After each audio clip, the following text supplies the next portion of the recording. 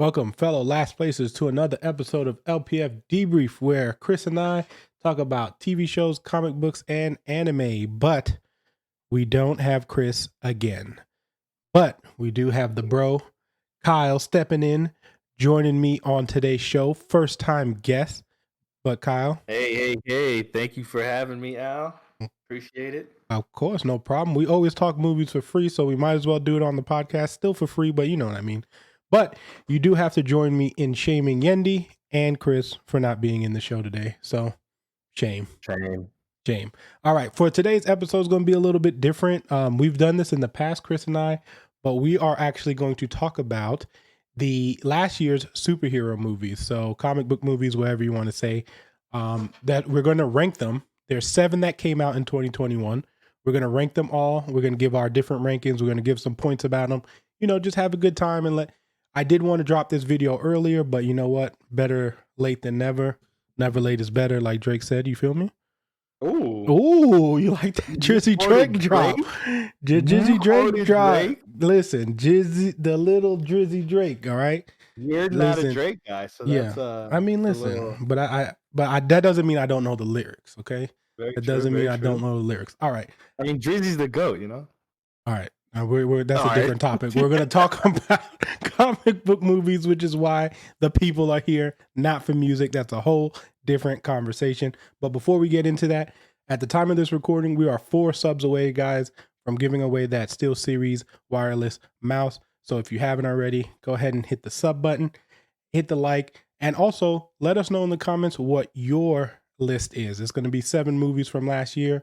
So let us know in the comments what your ranking is, and what else? Is there anything else? No, that's it. Pretty much. So let's get right into and also there's going to be spoilers at some point. We don't know. Sure. It won't be like crazy, but we also are not going to like filter ourselves from not saying anything that's happened in the movie. We already assume that you guys watched it. So, all right. It's 2022, guys. These are 2021 movies. Exactly. You've had more than, I mean, Spider-Man would have been the last one to come out, and you've had, 3 months at this point. So I don't know what to tell you. So anyway, all right, let's get right into it. I'm pretty sure, knowing Kyle, knowing myself, we're going to have some numbers that are going to be exactly the same. And one of those numbers I know for sure is number 7. So wait, hold on. So before you name your 7, I just want to say that I did struggle for about 45 seconds with 7 and 6, but then I realized this is not a struggle whatsoever. Like, I don't know. I was completely overthinking this, but go ahead. Yeah, so I'm going to assume 7 is Venom 2, right? Of course. Okay, perfect. Carnage. I just want you to let there be carnage. Yes. This was the worst of the superhero movies, and this is because of last year. Because for me, I mean, I didn't like the first one that much anyway. I know it did really well, and I know a lot of people did enjoy that. But there's something about those Venom movies. It's nothing to do with Tom Hardy. It's just, no. With that history of knowing like Venom, and I know this plays a part, which is why I can't enjoy it, is like how clearly a lot of people did, because Venom 1 did make a good amount of money. But for me, man, it made like 800 million or something like that. Yeah. So it made a good amount, but man, that story was all over the place. It's just, and it's unfortunate because I love Woody Harrelson. I love Tom Hardy. But it's just like that story was all over the place. The whole Venom and like becoming like this weird anti-hero who does all this, like the whole story to me was convoluted. It just didn't even make that much sense when you really like pull back and try to think about that story. It's just like one of those things where I probably will never watch that movie again. So yeah, so that's kind of why I was kind of in the middle with 7 and 6, because what it came down to was, am I going to ever watch this again, and why, the purpose of watching it again.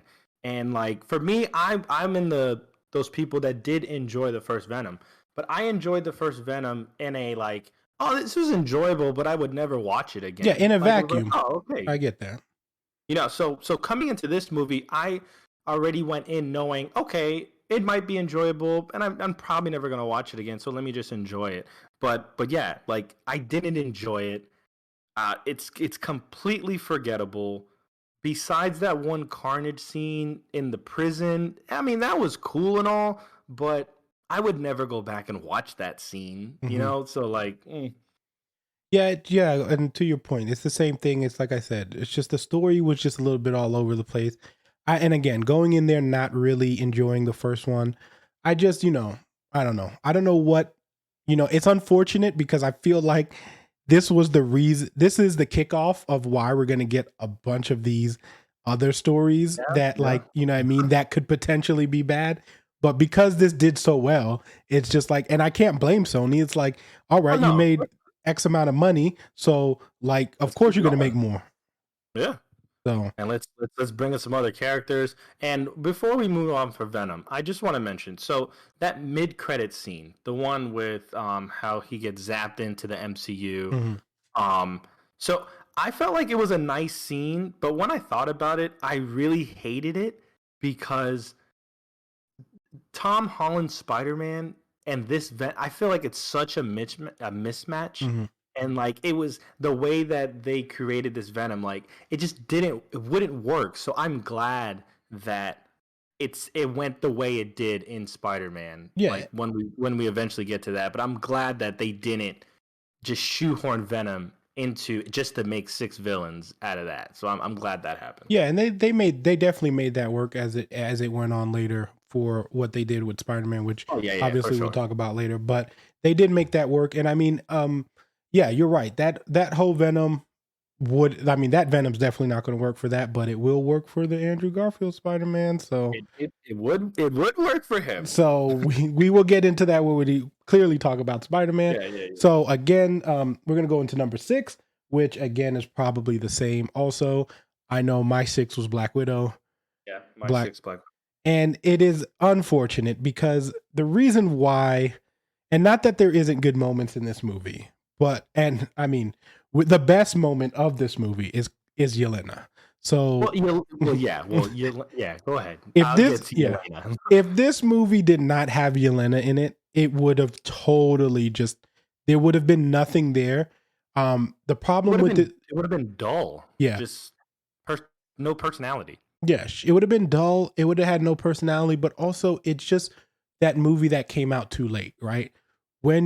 If this movie would have came out with all the other Avenger movies, it would have been fine, right? I don't think we would have viewed it in the light that we view it now because we would have been like, okay, well, this makes sense, right? Like if it would have came out before the Avenger movies, like if it would have came out when Cap and all those movies came out.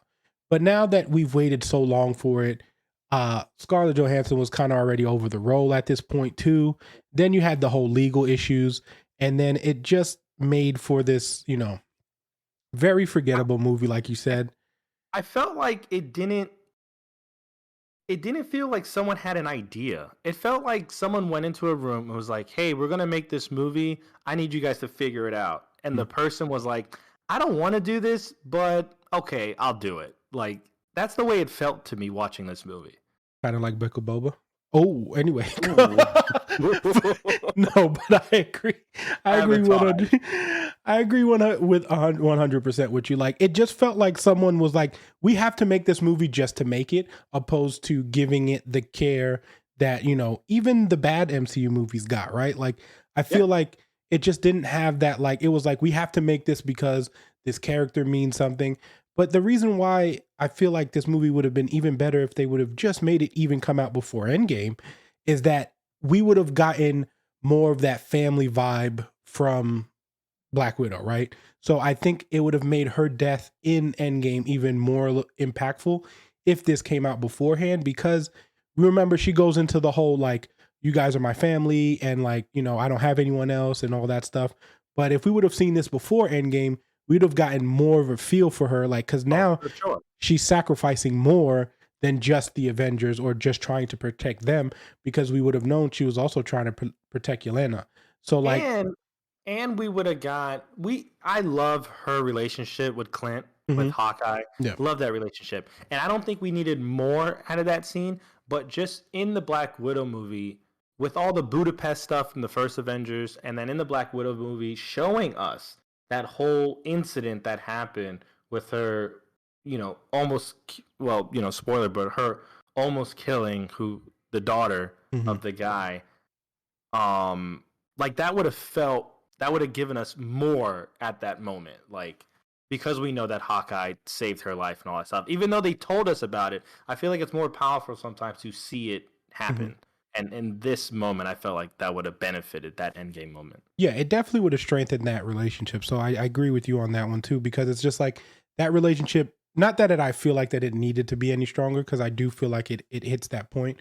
But I am with you with the like just the feel perspective of being like, dang, like this happened. Look, she also had this sister that we never knew about, and like she's giving that all up just so she can protect everyone. And I felt like that would have been more impactful for us. My other issues with this is that as much as I love the Taskmaster character, I just feel like they just made the character forgettable in this one too. It was kind of There was like, eh. there was so much they could have done with Taskmaster. Mm-hmm. Like, I know you don't watch trailers, but in the trailers Taskmaster was looking at footage of Black Widow, and Taskmaster is that person that can mirror people. And they had the Black Panther claws, the shield like cap. I felt like they could have leaned more into that with Mm-hmm. her studying the different Avengers fighting styles and the different things that they do, and just flesh that character out more. But from a story point of view, I understand why they couldn't flesh that character out, because they had to keep the identity a secret. So you couldn't, like, Yeah, I give her a get, backstory. yeah, Essentially. they couldn't, because it would have, the reveal at the end wouldn't have been what it was, even though it was, everyone knew. Yeah. But like, yeah. And But I do want to say, I don't want to completely poo on this movie, because I did enjoy it. Like, mhm. I thought the beginning was misleading, because I really enjoyed the beginning. I forgot the song that was playing, but showing the human trafficking Yeah. and collecting the widows, and the camera wasn't like that wide shot. It was showing like a flashlight type of camera with the girls in the trailer and stuff like that. And then with what's the Russian guy? He's the Captain America of Russia. Oh, it's gonna. Gosh, well, I don't know why I'm forgetting it Man, I now. I forgot know it. exactly what you're talking about. Red But Guardian. the Red Guardian. Red Guardian. So Mhm. when Red Guardian's talking to that guy, and then he starts talking Russian, and he's like, "Yeah, cool, we completed the job. Can I get, like, who cares about these girls? Pass them on." Like I love that whole beginning thing. And then once we got to Scarlett Johansson, I was like, "Oh wow, we really hit a stop sign here." Mhm. Like it just slowed down until Yelena showed up, and then yeah. Well, because again, this movie, and I will always say, this movie was designed to create Yelena into the character that she is, right? So, I think, which is great, but it also hurt the whole point of the movie, right? So, Scarlett Yel- Johansson was a yeah, side character in her own movie. yeah, and it wasn't even by choice, because it's like No, Yelena was just, I mean, Florence Pugh was just fantastic, like she is in everything. amazing. But it's She's everything that we thought I've she. loved Scarlett Johansson throughout the Mhm, years, but she's everything that we thought Black Widow was going to be before we saw her. mhm. And if you The remember, Russian, go ahead. I'm sorry. yeah, if you remember the review I did, I literally said that Yelena was the version of Natasha that I wanted. Like that is Yeah. exactly who I wanted as Natasha. No, yeah, I'm pretty sure you're the one that put that in my head. Mm. And then going back, looking at all the Avenger animated stuff I used to watch, yeah, Natasha was hardcore Russian, yo. Yeah, Like she was Russian as it got, and that was a part of her, like, her character. spy aspect, to be able to go in and out.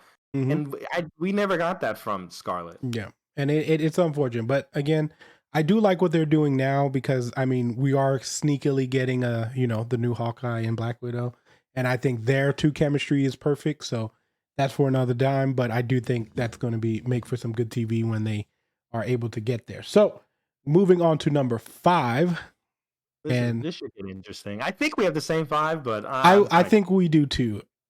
I'm going to say Justice League. yeah, Justice Okay, League. perfect. All right, yeah, Zack Snyder's definitely. Justice League, Okay. just so we're clear. Yeah. Zack Snyder's Justice League, because the other one, it would have been lower on the list. But There's no need to talk about that one. yeah. So Justice League, I like, again, this one of those movies where it had a lot of things that I really enjoyed, right? I enjoyed a lot of the movie. I just feel and you know how I feel about Zack Snyder.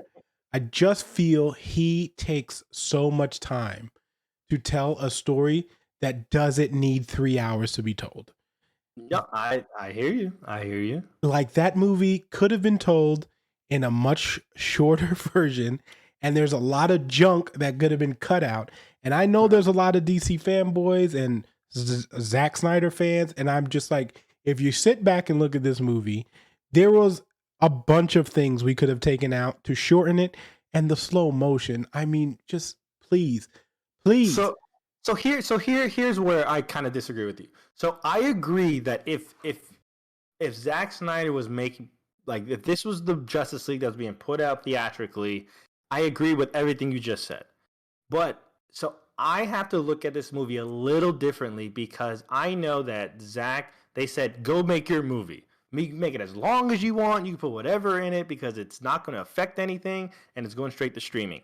So I forgive a lot of the long-winded things in this movie because I know it's like you know what, F it, let's just put it in there because why not? Like we have zero cap on time, on space, so some of the things I can forgive from a long-winded aspect, but I can't stand that slow motion like you do. But the thing is, I get like, okay, but we could have used more things instead of the long-windedness. Like, you know what I mean? We could have used different things. We could have shown a little bit more of the Green Lanterns. We could have shown, like, with the time of things that were in there, like, you know what I mean?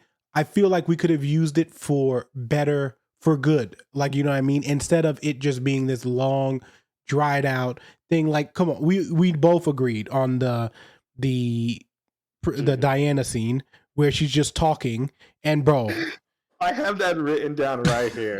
I wrote Gal Gadot. She's getting better as an actress, but she is not a good actress. And I feel like it's so apparent, like you said, in those voiceovers. When she's telling a story, I swear, I can visualize her reading a piece of paper. It doesn't feel like she's telling Bruce a story. Yeah. It feels like she's reading a document and she hasn't read it before. It's like the first time she's reading that document. Mm-hmm. It just feels so forced coming from her. Yeah, it was. There was, and honestly, I mean, you say she's getting better, but as I look at it and I really think about it, I feel like she's progressively getting worse. Because if I go from Wonder Woman, if I go from Batman versus Superman, okay, where I thought she was fine, I thought she was fine in there, right? Mm-hmm. Wonder Woman, right? Yeah. Also, she continued that momentum. Then, but hold on. But in Wonder Woman, Chris Pine really pulled her along. That's what I'm saying. He did a lot of the legwork in Wonder Woman. So, Act 3 of Wonder Woman, right, is when this downslope starts. Okay, because from Act 3 of Wonder Woman, we know what happened in Wonder Woman 2, and I'm not fully blaming her for how bad Wonder Woman 2 was, but she did not help that movie. No, she didn't. She did not. Then we go to Justice League, where again, she didn't get any favors, but it wasn't like she was great in Justice League either. And then we had Snyder Cut. Yes, I see what you're saying, but I was looking more of like the other things that she's done. The Red Notice, which is not a good movie, but I thought she was okay in it. I'm looking at there was this other movie I can't think of it at the top of my head, but I see what you're talking about. And it's hard to disagree with you without doing a little research. But from a surface level, I haven't seen Death of the Nile yet, so to be fair, like there is, and I don't have any problem with her. I'm just saying, like, as far as that's going, I mean, it is kind of like that thrill that we had from BVS, which was not a great movie, and she was like one of the shining points of that movie. And then Wonder Woman, I mean, I will say it all the time. Act 2 of Wonder Woman is probably one of the greatest superhero acts that you'll ever watch. I don't care what anyone says. Wonder Woman is fantastic. Yeah. I watched it the other day. Mm-hmm. Sometimes there's certain scenes I'll put on, the Logan scene when he's running through the forest, Vader and Rogue One, and that Wonder Woman second act when she's like, all right, guys, wait right here. Bro, and then she runs through that town, and she's just banging. Lit. It's one of, like I said, it's one of the best scenes in a superhero movie. Like, as one of the best like acts in a superhero movie. So I just don't know. I just feel like as we progressively gone on, it kind of get thing. But I mean, going on to more of the Snyder cut, it's just also like, again, I mean, we got a lot of good things from the Snyder cut. Like, obviously I love that Darkseid finally makes his appearance. I loved, obviously, Superman in there, and then, like I said, we got a lot of good things in that movie. I just feel like the 3-hour thing is a little taxing for you to like. Yeah. So speaking of the time, I don't like the first like hour and 45 minutes of that movie. And that's a lot, bro. It's a lot. That's a lot. But I will say that's 3 parts. I think it was a 6-part and a prologue, I think, or something like that. Mm-hmm. But for me, I started enjoying the movie around part 4, which I believe is a 2-hour mark. Like you said, that's a lot. Yeah, of that's a lot of movie, man. That is a lot of. That's a whole movie that I don't like. But I felt like at the 2-hour mark, it started to get good. Mm-hmm. And I believe that's around the time where they're thinking about resurrecting Superman. Mm-hmm. And for me, this is one thing that this is probably my favorite thing that I love about the Avengers movies is the downtime. Mm-hmm. Is when the characters are just having a conversation, whether it's about what's going on or their personal lives or just banter. But I love that downtime. And I did enjoy the downtime in this movie when they all got together and they were just having conversations. Yeah. So that part I enjoyed about this. You definitely see the chemistry a lot better in this one than you did in the original cut of Justice League. And I think what happened also, what a lot of people gave this movie more credit than I feel like it deserved, because like I said, I'm not downplaying it saying that it was bad or anything. I'm just saying from what we got with the original Justice League, I feel like a lot of people were like, see, this is why, he should have done it and stuff like that. But like, you also got to look at it from the standpoint of like, Zack Snyder had there was no losing for him dropping that movie. No, there wasn't at all. Yeah, he wasn't going to lose. Something to compare it to. Yeah. So I do think it's a little bit, but again, I mean, I don't think it, like I said, it wasn't the worst. I enjoyed it. I probably won't watch it again. It's really hard to be like, okay, let me go sit down and buckle up and watch this for 3 hours. I might watch the ending just because I love, when Superman, when he shows up and he's like not impressed. Yeah, exactly. Like that, because I do think Henry Cavill is just an amazing Superman. But well, see, and this is where I disagree with you. See, I'm probably going to start at the 2-hour mark, but I would go back and watch this movie because for me, as you know, I love Man of Steel. I think Man of Steel is without a shadow of doubt, a top 10 comic book movie. I think it's in my top 5. I don't know. I think it's 7 or something like that, but whatever. But like, I hated BVS so much that like from the 2-hour mark of Zack Snyder's Justice League, I feel like it gives me some like closure on my love for Man of Steel because BVS just kind of sunk that into the ground. So like for me, I would watch it again. I think it has rewatchability, mainly because of Superman. That Barry scene at the end I thought was great, and I don't understand how Warner Brother execs didn't understand that scene. Did you hear that report that they wanted Josh Whedon to cut that and redo it because they were like this audience wouldn't understand it? Listen to me. When WB makes any decisions, I have a problem. So WB they like to do stuff like that. They're the reason why in Batman Begins that long ass Batmobile scene is in there, right? The long ass Batmobile scene. In Batman Begins, remember in Batman Begins, the only reason why there's even a Batmobile scene in Batman Begins is because Warner Brothers wanted it. Oh, really? Yes, because they wouldn't let. First of all, they messed with a lot of stuff. Well, you're talking about when he was driving on the roof? Yes. Okay, now I know. Nolan didn't want Katie Holmes to begin with. WB put him in there.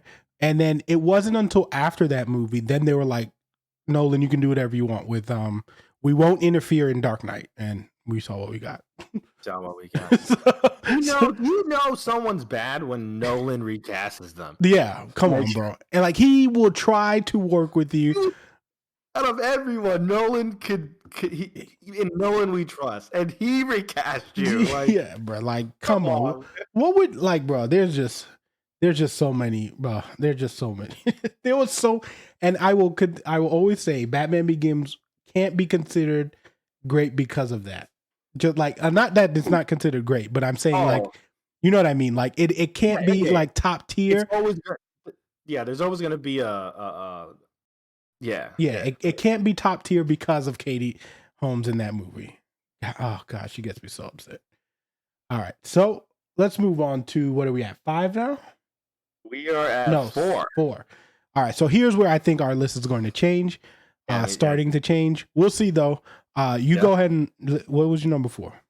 My number 4 is Shang-Chi and the Legend of the Ten Rings. That's not your 4, I'm guessing.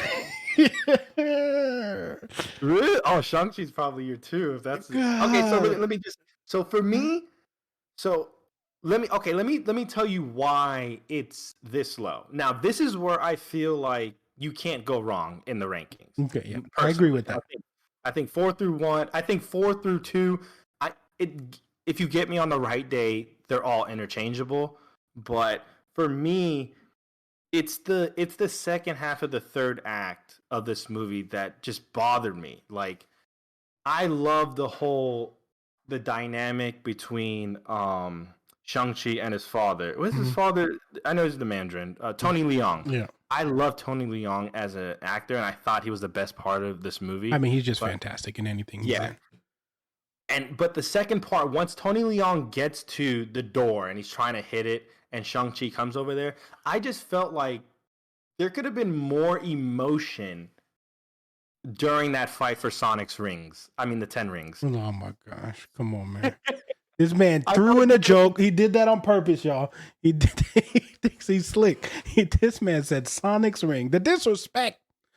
I felt like there could have been more emotion, and like it just felt off from the rest of the movie, because I felt like the rest of the movie was so powerful in its emotion and being different from most MCU movies. I felt like this was a different type of MCU movie, but from that part, and then when the dragon showed up, I was like, oh yeah, I'm watching an MCU movie. Like it just for a movie, I felt like that tried so hard to move away from certain aspects that MCU has a formula, and the formula works, and I love their formula.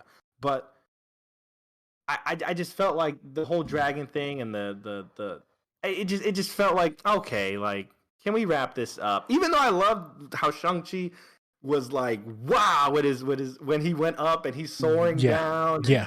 And I that was dope. That when was he animated, yeah. Yeah, that was super dope. I was just waiting for the Street Fighter. What's his face do? Sure you can. Yeah, no, not Shoryuken. What's his face? Ryu? Yeah, when it gets all black and then Shango Kusatsu. Yeah, it's just a symbol. I was waiting for a symbol. Like that's how I felt during that scene. Yeah. But yeah, I mean, yeah. So you want me to just go on with everything I loved and I mean, for me, Shang-Chi is not my 4, but I mean, we could talk about it and then breeze past it when it gets to whatever number I have it at. But I mean, for me, you already know. I agree with you 1,000 on the fact that I feel like on any day, my 2, 3, and 4, depending on my mood, can change.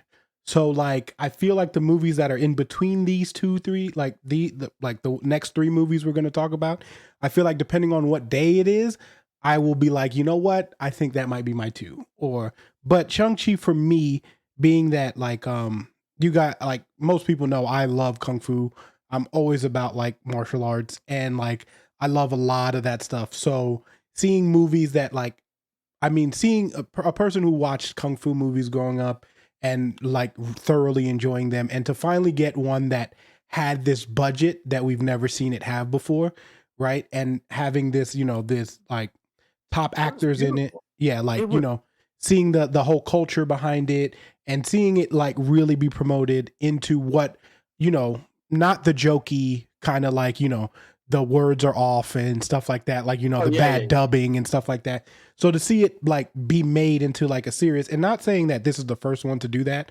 I'm just saying to be like the first one that the masses see like this, like, you know what I mean? Because like we said, they have that MCU backing. So you're now showing a Kung Fu, excuse me, you're showing a Kung Fu movie now in, you know, a different light in such bigger eyes, right? Like, and then just the beautiful scenes, like the one when he meets his mother and you know, the forest scene and that fight and that dance and it's so Crouching Tiger, Hidden Dragon. That scene, like, it was so beautiful. And then how they played that back later with Shang-Chi doing the mother's moves. Yeah. I just felt like, every scene was memorizing. The watching from Shang-Chi's point of view, Tony Leung, the Mandarin, walk him into that mob, that scene, and then he just wrecks shop with the 10 rings. Yeah. And Shang-Chi as a child has to watch that, and he's like, blood gets played with blood.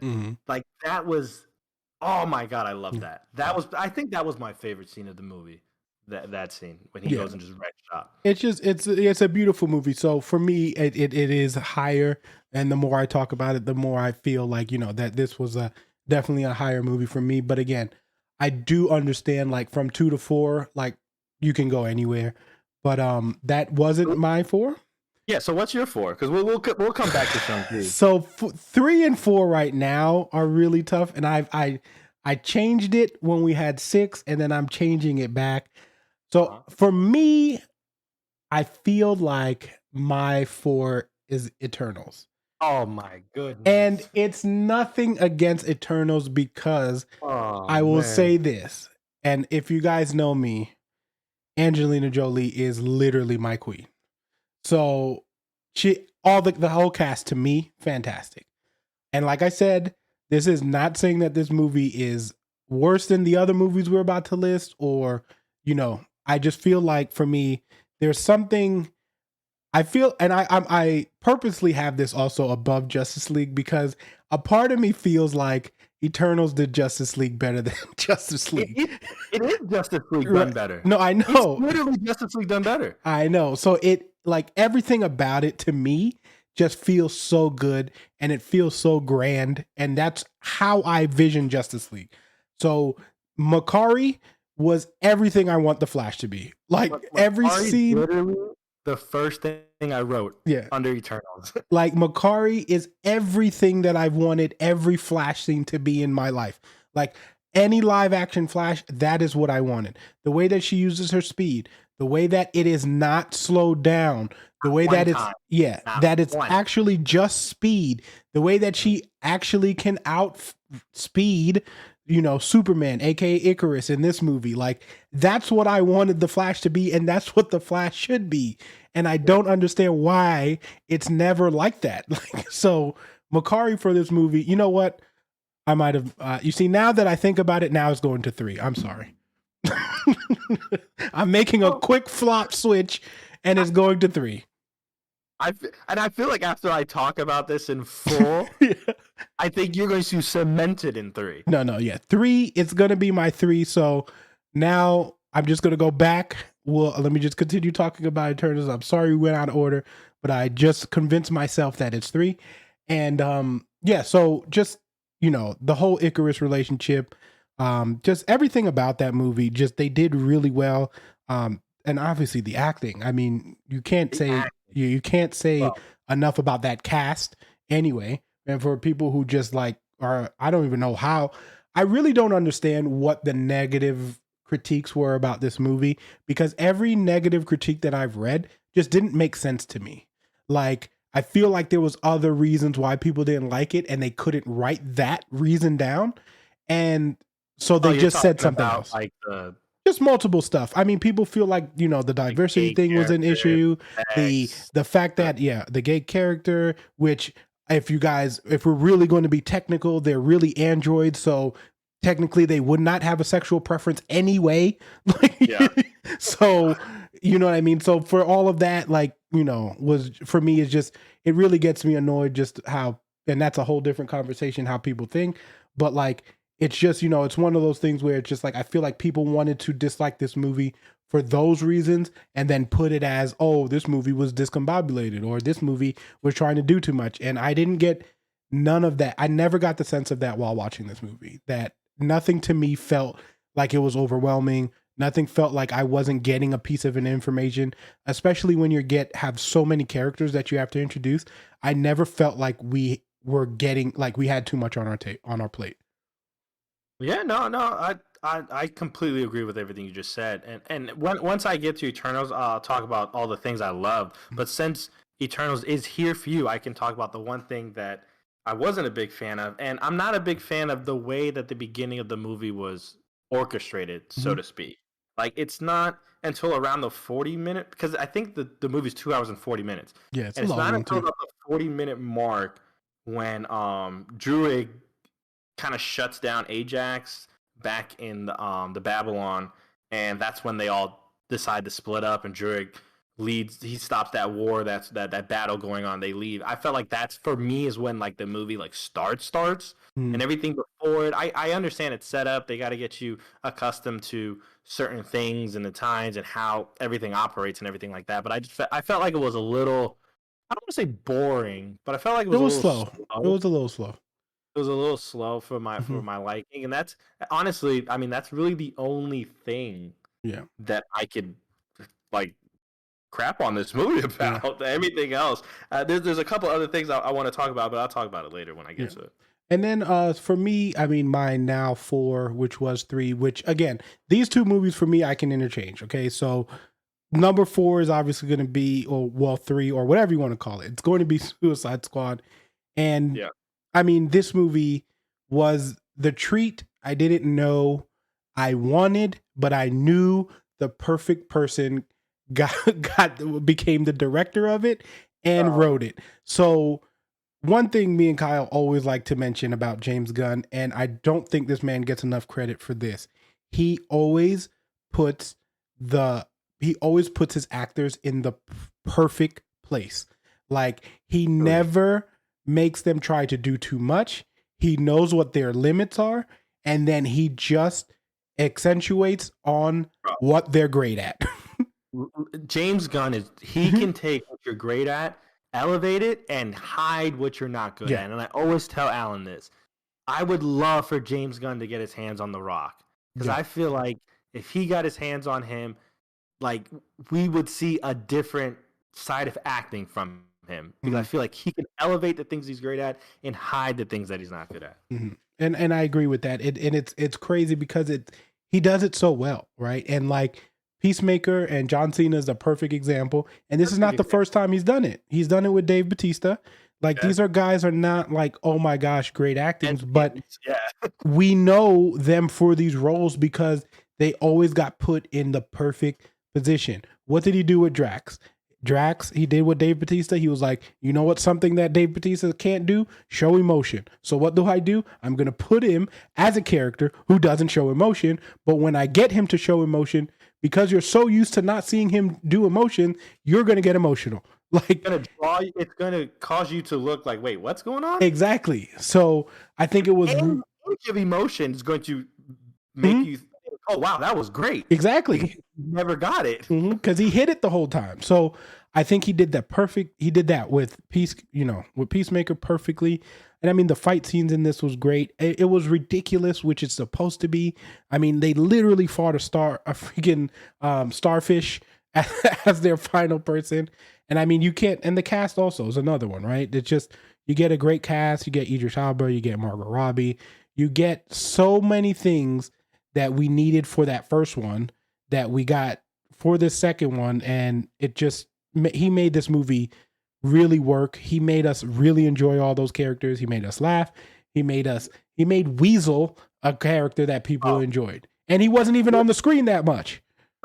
Listen, I feel like James Gunn showed up at Warner Brothers and they were like, hey, what do you want to do? You want Superman? He was like, nah, I want Suicide Squad. And they were like, well, what are you going to do? What do you need? He's like, give me a couple lines of Coke and stay out of my way.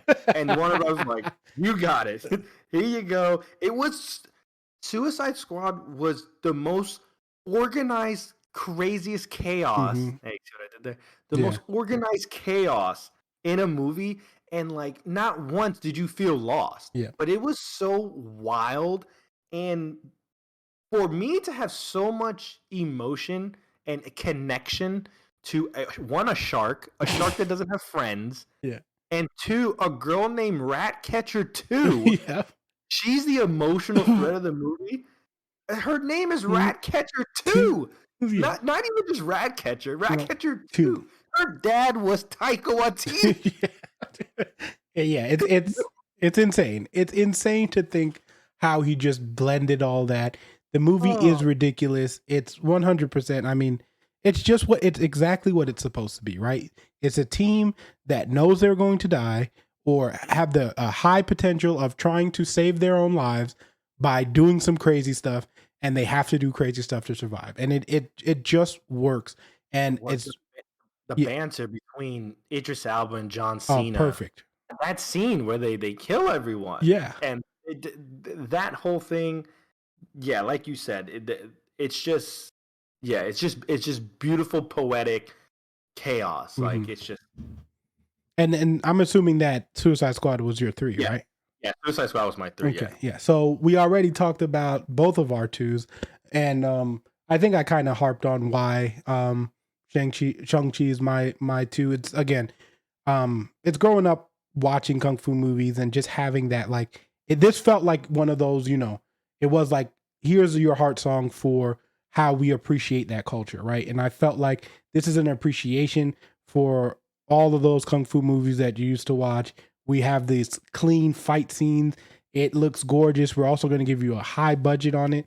I mean, that bus scene, I can't talk enough about that bus scene of it just being that close quartered, but you're still going to add your superhero element to it. So you still make it a little bit ridiculous where he's cutting the bus in half while he's still saving everyone. But it's just the making of that scene. Yes, I did. It's fantastic because they're actually doing that stuff. Yeah, I know. And that's why it feels so good. Out the window and yeah. Mm-hmm. It feels great because of that. Because when you don't, again, that's one of the things that I love about people doing their own fight scenes, when actors do their own fight scenes, is because you give the director so much more room to work with. Because now he doesn't have to worry about it. Yeah, and the cinematographer, you can do wide shots. You don't have to do the Scarlett, and I hate the bash on Scarlett Johansson. But like Iron Man 2, every time something happened, they would then focus in on her face after, because they couldn't focus during. You know what I mean? Same thing with Iron Fist. Gal Gadot. And they did it with Iron Fist too. Oh yeah, true, yeah. Mm-hmm. It was always after, every after shot was a close up of the face. And it's I feel like it's annoying. I feel like I don't want to say lazy filmmaking, because you kind of have to do that, and you probably there's contracts with I'm the title character, you got to show my face, blah blah blah. But it's just such an easier job when you can do it. Yeah, for sure. And I feel like, but my only problem was Iron Fist had no excuse, because you could have put on a mask, because that's what his original costume had anyway. So, but moving on from that, but yeah, and I felt like I felt like the story was there. I felt like the forest scene, and again, that's my personal preference. Like I said, I won't argue if anyone thinks that that's not wasn't the number 2 of last year. I wouldn't argue. Yeah, but I for me, that was my number 2, and I mean, what more can I say about that? So my number 2 was Eternals, and for me, I was okay with the relationship between Cersei and Icarus, and I get it. That was the main. But for me, the relationship between Druig and Makari, that flirty, hitting her shoulder, and then every time they saw each other, Druig had that swag. That's why it felt more natural. It didn't feel like, hey, this is the main. It just felt natural to me, and I loved that about that relationship. And I loved everything with Arshima, the judge, how he yoked their ass at the end. When he just shows up. Imagine being one of those people who are just in London and you see this thing. He just opened up the sky and just yoked the ass. Bro, no. Did you, speaking of that, I don't know if we had this conversation, but did you see the meme? It was if you were in the South Pole and you were looking up and you saw Archer. Yeah. It's like, what? What are you doing here? Like, what is going on? Whose legs are these? Yeah, like it's crazy that they just left that. And I really thought in Spider-Man that was gonna be like, I felt like they missed an opportunity to have JJ just be like, why do we have this in the middle of the ocean? Like, you know what I mean? Real, yeah. Like a quick cut, not even like a quick, like just to show that, hey, this has happened. Like I feel like we missed a good opportunity there. Yeah, like the water has risen because, or it's lowered because came out. Yeah, they missed an opportunity with that. But you were talking about Angelina Jolie. One thing I respected about Angelina Jolie in this movie, because Angelina Jolie is an amazing actress. So I love that, because I was wondering, why is she taking a back seat in this movie? But I felt like you still got, like, because she's such an amazing actress, like watching her, I'm like, even though she's not the main character, it didn't stop her from showing us that she's the best actress here. Like in the scenes that she got, especially the one when Ajax is Salma Hayek is talking about, well, we have to go and restart your mind, whatever, and she's like, I don't want to forget. I was like, man, this is a great scene for Angelina. Like, I am emotionally invested in this character because I don't see Angelina. I see who she's playing, Thena. I see Thena in this scene. Like it. I just love Angelina Jolie as an actress. Yeah, I mean, I don't even have to say anything. I feel like everyone who is probably listening already knows how I feel about Angelina Jolie. So, I mean, she's just, I agree with you what you said, but she just is one of those. It shows how great of an actress she is because she doesn't require as much time, right? And I think that's one of the ways to show that you're a great actor or actress is that you don't require much time in order to show this scene or the emotion that you need to portray. And she just does that so perfectly in not even that much time, right? And Gilgamesh was also just amazing. Oh, Gilgamesh, he got them bangers, boy. So, he was, when he slapped at the beginning at the Babylon. Oh man.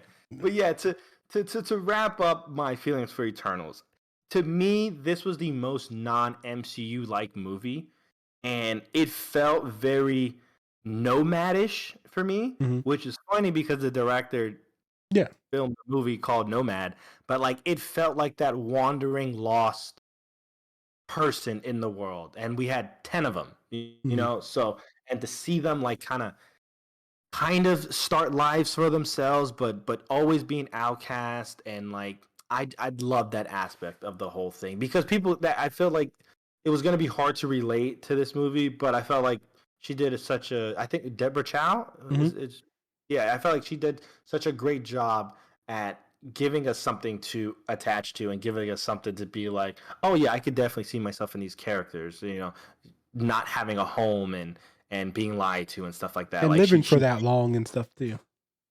Yeah. Yeah, for sure. I definitely think, like I said, 2 to 4, you can go anywhere with any of those 3 movies, and I won't say you're crazy or anything like that. I mean, I won't say you're crazy for any of the other ones. I might give you a look if you got some of the other ones that are below. I might give you a look, but you know what? There's gonna be some Justice Leaguers. As I get older in life, I try to refrain from that. You know, it is your choice. You like what you like. That's up to you. But number 1, I don't think it needed any introduction. I don't even think there was a debate. The Morbius movie we didn't get last year was number 1. I know. Okay, no, but for real, I don't think anyone needed. We don't even need to say it really, but both of our number 1s is Spider-Man. I don't think anyone who home, man. Huh? Get my boy home, man. I don't think anyone can disagree with that. I mean, again, you can say what you want, whatever movie you related to be the best, but I just feel like you couldn't have watched all of those Spider-Man movies and gotten this far and not absolutely loved everything that they did in that movie. It is, I feel like you're nitpicking to find negative parts in this movie. I just feel like everything for me was, I mean, I can't even explain the joy of watching this movie, and I cannot wait to watch it again. I watched it like 3 or 4 times in theaters, but it's just one of those movies that like it feels it is Endgame-ish, right? And it feels to the point of I just feel like, and as much as I love Endgame, right? I just think obviously I believe Infinity War in totality is a better movie, but I feel like this movie was Infinity War and we got all the payoffs in Endgame. Like, you know what I mean? And that's how I felt about this movie. We got just everything they did, man, from Tom Holland just being phenomenal to just Tom Holland shows his range. Mm-hmm. If you watch Homecoming and then you watch this movie, you see such a like how far he's come. Mm-hmm. Yeah, absolutely. And you see that range that he has. And I mean, obviously we can't speak enough, you know. Then you see Andrew Garfield coming and like you instantly know, and then Toby shows up and I know and it's one of the reasons why I was really happy that they didn't show this in the trailer, because I did watch this trailer after going back and I remember there was a weird and I knew, like, I feel like everyone knew, right? The people who knew, they knew that they were going to be in there. And I mean, I was one of the people who, as soon as they were like, well, Jamie Foxx is in it and, you know, Alfred Molino's in it. And I was like, okay, well, then there's no way we're not doing, you know, Toby and Andrew. Like, there's just no way, because you can't get the rights to one of them and not get the rights to the other. Like, unless those actors completely didn't want to do it. And I believe if one of them said they didn't want to do it, they still would have used their costumes. Like, you know what I mean? Yeah. And probably used some old voices. We probably wouldn't have gotten the impact that we got, but I think they would have still used it. But I mean, from the whole range, right? From the cast, from Doctor Strange, from, I mean, the list goes on and on about all the great stuff that happens in this movie. And, you know, we can't, and then of course, you can't talk enough about William Dafoe just being William Dafoe. You know? William Dafoe, because he's Marvel's Joker. Yeah. Goblin is Marvel's Joker. Willem Dafoe is so amazing and so hypnotizing. And when he speaks, you shut up and you listen. And the way that he can go in and out from Goblin to Osborn is, it gives me, I'm getting goosebumps just thinking about that scene when he flips in the condo, and then he gives Peter the spine buster of all time. An unnecessary spine buster. That man threw him up and then threw him down. Like, that was unnecessary. It's what he said before that. He was like, you have all the power to something.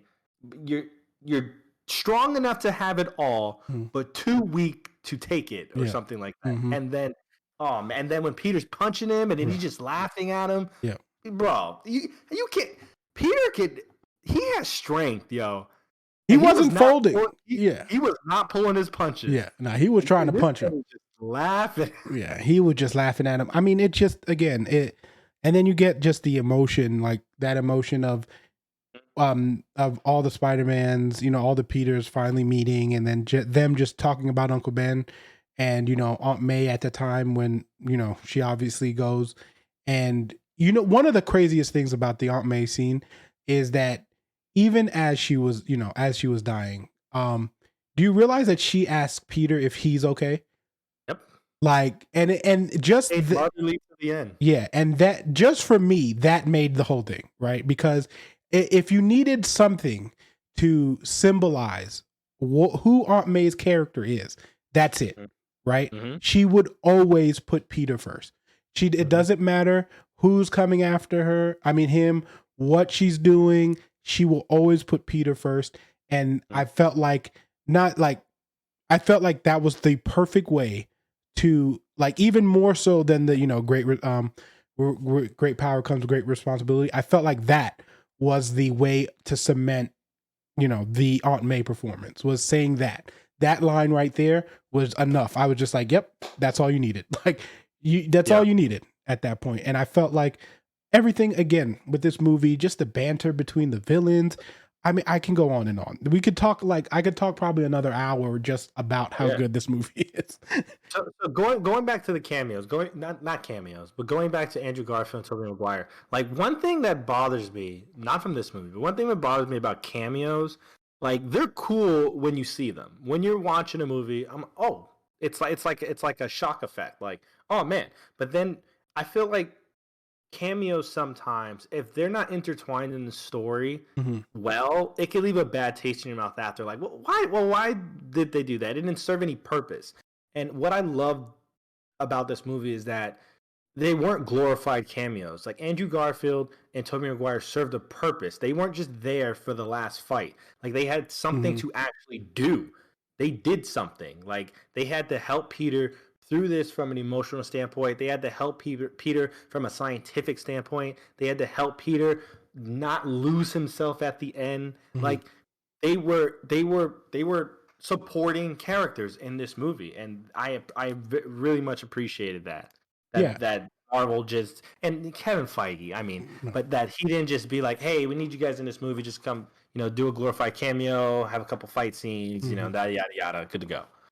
No, I agree 100%. It all meshed perfectly well, right? And like I was saying, because I remember we used to talk about the first two Spider-Mans before this.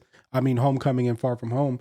And I remember telling you at the end of Far From Home, I was like, well, because I remember you had the issue with like you didn't feel like he was going to become Spider-Man yet. And I was like, don't worry, the third movie, we're going to get that moment. And the best thing I feel like they did, even with Andrew and even with Toby, like they still made Tom, it's the same way I feel about Cap 3, right? Yeah. It's like it's his movie. Yes, we have all these added things, but it never, to me, didn't feel like a Tom Holland Spider-Man movie, right? And for me, like he really grew up. And like it really was like, here's the, going from the friendly neighborhood Spider to the Amazing Spider-Man, right? And I felt, and I believed it. Yeah, and it felt good. Go ahead. No, go ahead. Finish it. Yeah, and it felt good, and it felt real, and it felt authentic, and it felt like, okay, like I have to make this decision. All the things as a like that I've wanted for this past X amount of years, like I finally have it all. But I have to give that up in order to save the people I care for. And that is Spider-Man. Ability to do that. Yeah. Like that is what I need to do in this situation. And that's Spider-Man. And he made that decision. And I knew this third movie would give him something to make that, like have to make that decision. I'm just glad they put it in the movie so that you could have that feel of like, yes, he made that decision on his own because he needed to make that decision. Yeah, no, I completely agree with you. Yeah. Back to Andrew Garfield.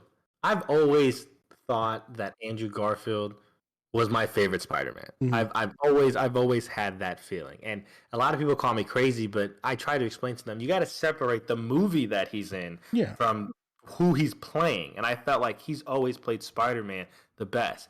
And I felt like this movie just concrete that notion for me. Like, I loved Andrew Garfield in this movie. Like he was like that cool, like, bro, like, whoa, like he was that guy. And for me, that's always been my Spider-Man, was that like, whoa kind of dude. Like, wow, that's great. Like everything is crazy. But I feel like Tom Holland is the perfect blend.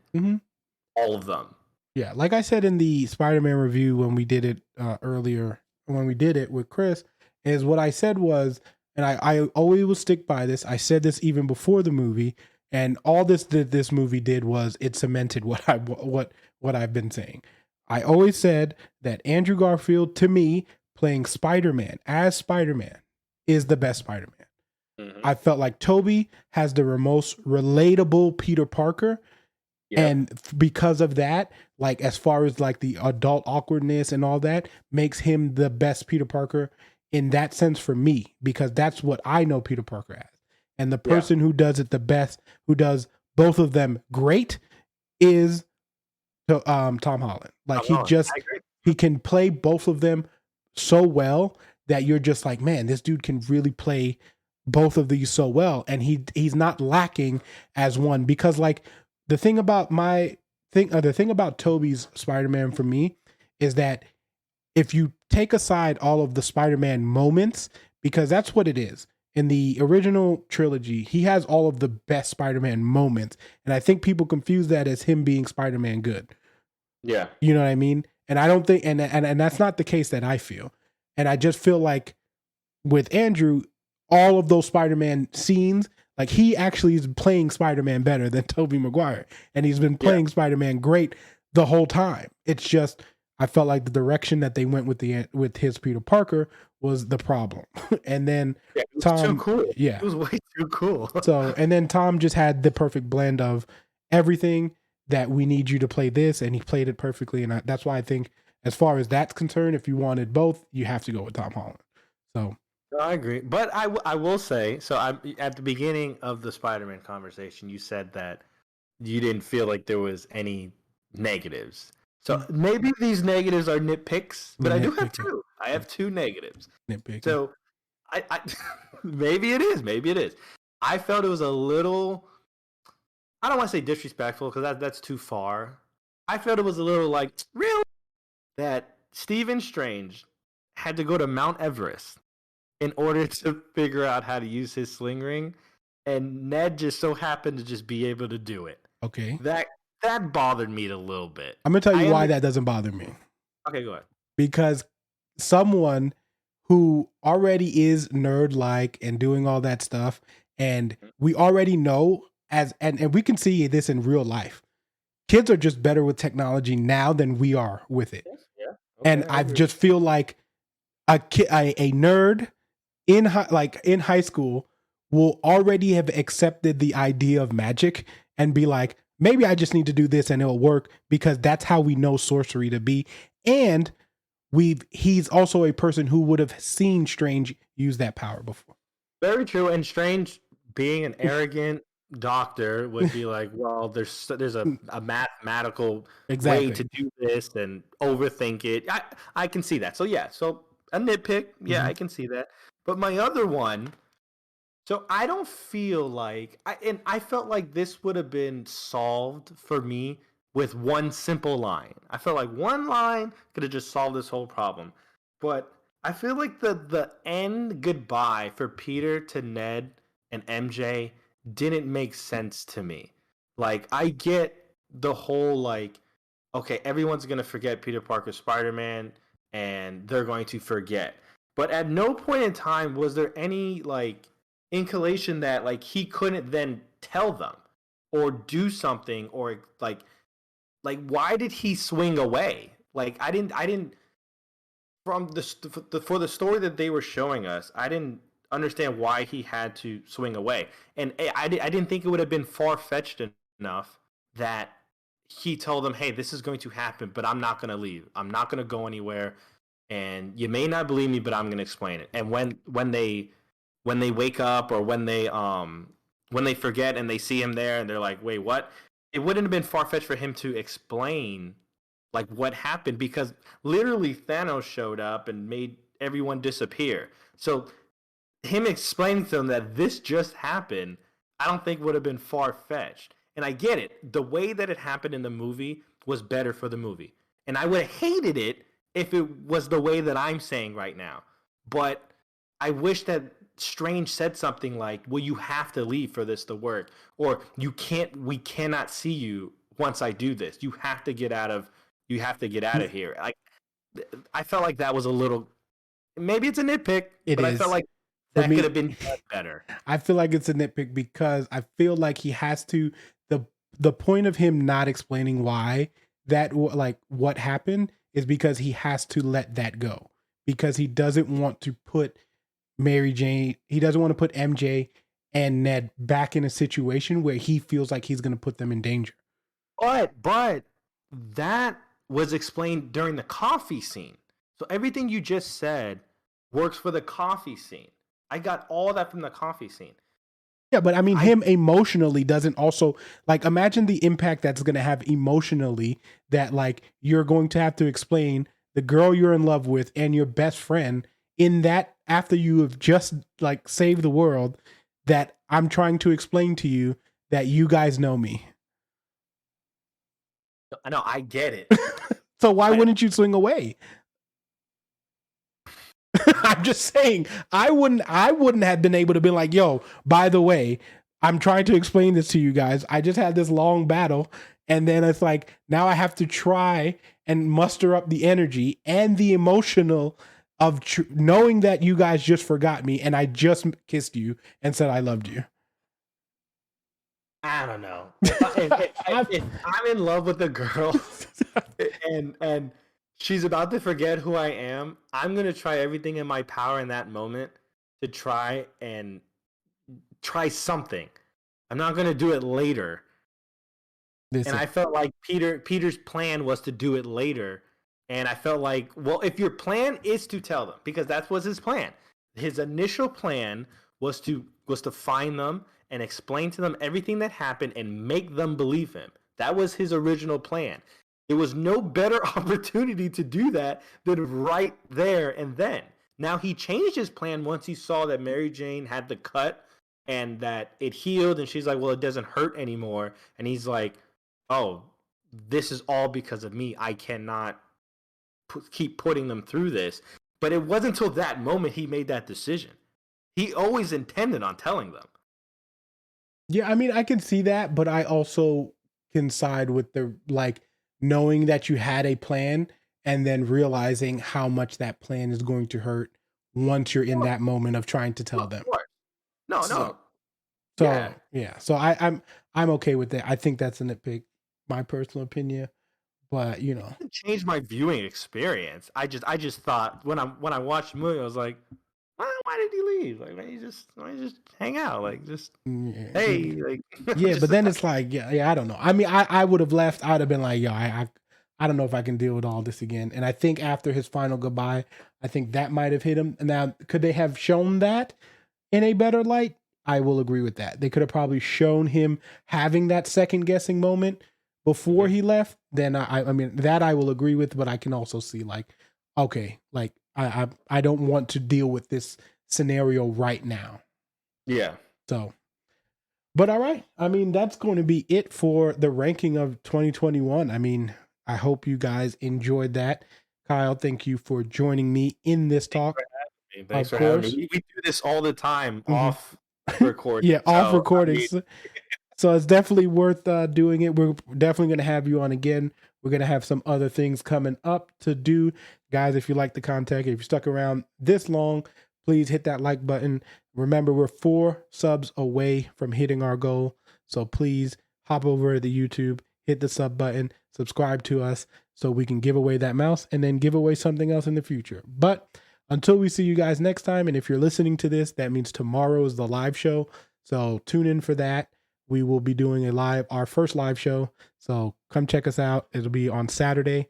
I don't know. And I'm dropping this. Well, you guys would be hearing this on Friday if you're listening to it on Friday.